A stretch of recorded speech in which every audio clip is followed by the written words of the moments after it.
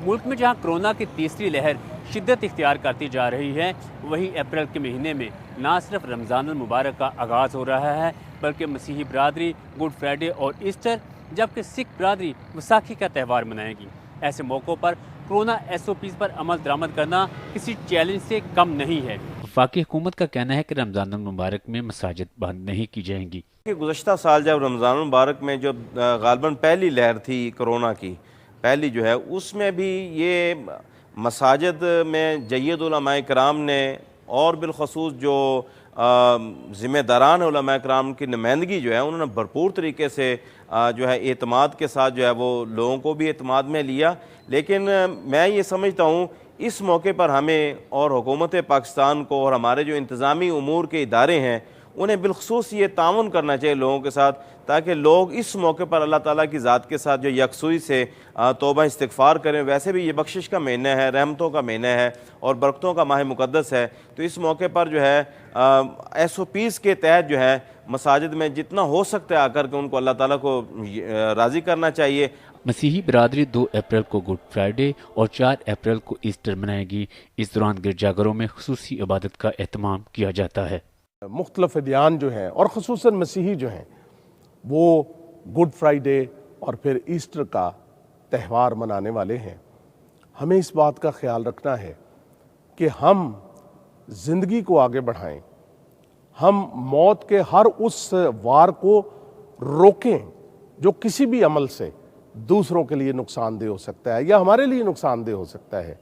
हमें उसको रोकना है और ये इसी तरह से है कि हम जितने भी एहतियाती तदाबीर कही गई हैं उनके मुताबिक अमल करें और ख़ुद भी अमल करें और दूसरों को भी अमल की तरफ लाएं। एक हमारा अलमिया है, आप रोज़ देख रहे हैं कि लोग कहते हैं जी कोरोना है ही नहीं, और उधर से तादाद बढ़ती जा रही है, मरीज़ों की तादाद बढ़ती जा रही है। देखिए, जब तक हम मानेंगे नहीं तब तक इस मर्ज़ का इलाज नहीं हो सकता। अगर हम मानते नहीं हैं कि ये बीमारी है, ये वबा है, तो फिर हम कैसे बात को समझेंगे।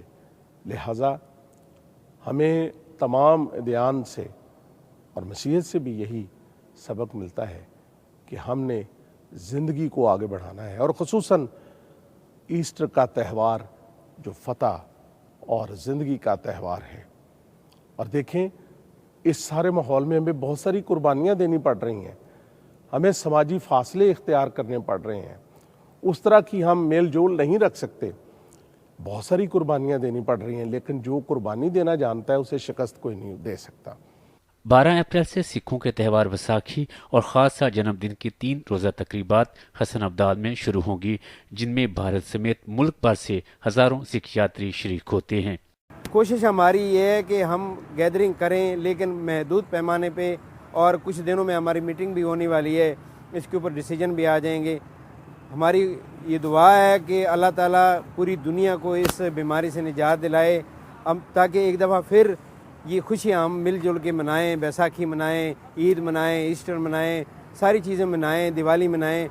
लेकिन इन सब चीज़ों के होने के बावजूद मैं पाकिस्तान सिख गुरुद्वारा प्रबंधक कमेटी के बिहाफ को आपको ये यकीन दिलाना चाहता हूँ कि अगर बैसाखी का त्यौहार हम मनाते हैं तो जो गवर्नमेंट पाकिस्तान हमें SOPs देंगी, हम उसके ऊपर पूरी पाबंदी के साथ उस SOPs को फॉलो करेंगे। तमाम मज़हब के मानने वाले इस बात पर मुत्तफिक हैं कि वबा का मुकाबला करने के लिए एहतियात बरतना होगी। अपने मज़हब और अकीदे के मुताबिक इबादत करना और मजहबी त्यौहार मनाना हर पाकिस्तानी का बुनियादी हक है, लेकिन ऐसे मौक़ों पर अपने आप और दूसरों को कोरोना वायरस से बचाना भी हम सब की जिम्मेदारी है। Asif Mahmood, Express News, Lahore.